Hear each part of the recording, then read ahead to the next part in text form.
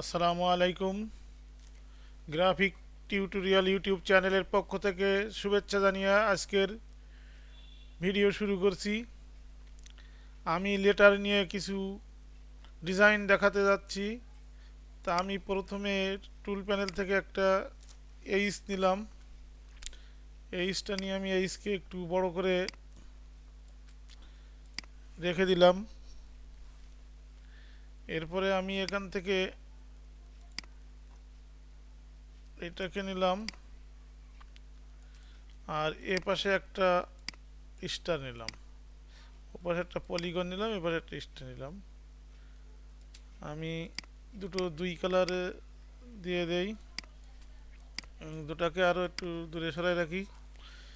দুটো দুই কালার দিব।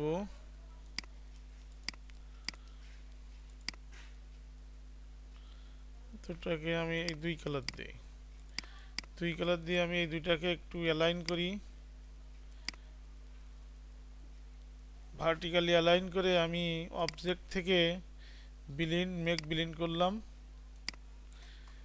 এই মেক বিলিন করার পরে আমি যে লেটারটা নিলাম, আমি এইটা একটা কপি করে রেখে দিই এবং আমি এই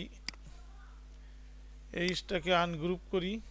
ওই ক্রিয়েট আউটলাইন আনগ্রুপও করে দিই। দিয়ে আমি হচ্ছে এই আমার ইরেজার টুল বা সেজার এখান থেকে নাইফ নিয়ে আমি অল্প একটু কেটে দিই।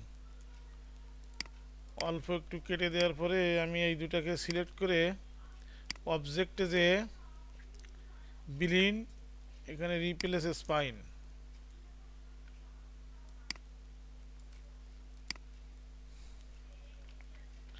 আমি আর একটু এ করে দেখাই। এটাকে আর একটু ছোট করে নিই, চিকন করে নিয়ে আমি এবার দুইটাকে সিলেক্ট করে অবজেক্টে যে বিলিন রিপ্লেস স্পাইন, তাহলে আমার ডিজাইনটা কত সুন্দর হয়ে গেল, একটা ডিজাইন হয়ে গেল। আমি এইভাবে একটা এইচ বানাতে পারলাম।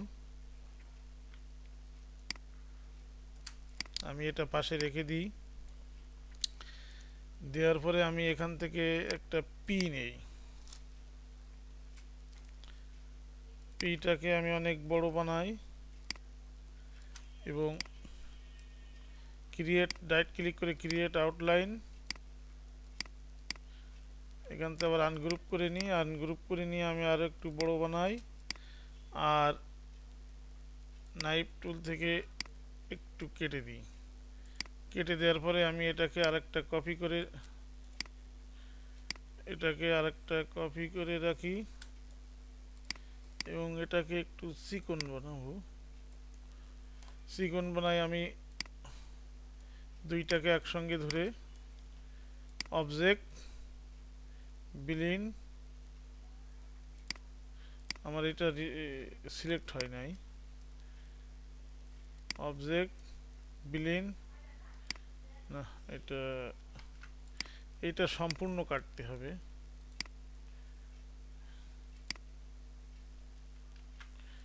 এটা নাইফ টুল থেকে একটু সম্পূর্ণ কাটতে হবে। সম্পূর্ণ কাটতে গেলে এরকম কাটতে হবে, অথবা আমি আবার এই সে পাথ ফাইন্ডার দিয়ে আবার ইউনাইট করে দিই, জোড়া লাগিয়ে দিই, তারপরে এবার কাটি। কাটার পরে আমি দুইটাকে আবার সিলেক্ট করলাম, অবজেক্ট বিলিন রিপ্লেস স্পাইন। আমি যেখান থেকে কাটলাম সেখান থেকে দুই খণ্ড হয়ে গেল। তাই এইভাবে আমরা বানাইতে পারি। আর আরেকটা যদি আমি শেপের মধ্যে বানাতে চাই, যে আমি একটা শেপ নিলাম, শেপটা একটু নাইফ দিয়ে এক কোণা একটু কেটে নিলাম এবং এটা একটা কপি করে নিয়ে একটু চিকন করে নিলাম। নিয়ে এই দুইটাকে সিলেক্ট করে অবজেক্টে যে বিলিন রিপ্লেস স্পাইন, তো এভাবে আমরা এরপরে এটাকে অবজেক্টে যে এক্সপান্ড করার পরে আমি এখান থেকে তারপরে আনগ্রুপ, আনগ্রুপ করে আমার এইটা অংশটুক যদি বাদ দিয়ে দিই,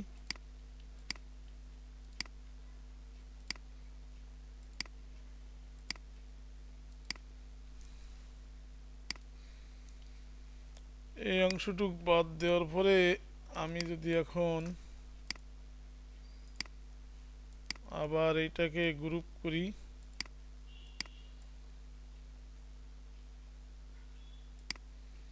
এইটাকে ধরে একটু গ্রুপ করলাম এবং এইখান থেকে আমি ডিরেক্ট সিলেকশন টুল দিয়ে এখান থেকে টাইনে একটু জোড়া লাগাই দিই, এই টাইনে একটু জোড়া লাগাই দিই, তাহলে আমার ডিজাইনটা হয়ে যাবে। এইভাবে আমরা সুন্দর সুন্দর ডিজাইন করতে পারি। এটাকে একটু ছোট করলাম,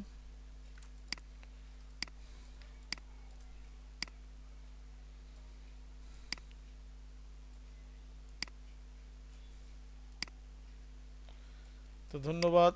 আমার চ্যানেলটি তারা সাবস্ক্রাইব করেননি, তারা সাবস্ক্রাইব করে পাশে থাকা বেল বাটনটি বাজিয়ে দিন, আর আপনাদের মতামত কমেন্টের মাধ্যমে জানাবেন।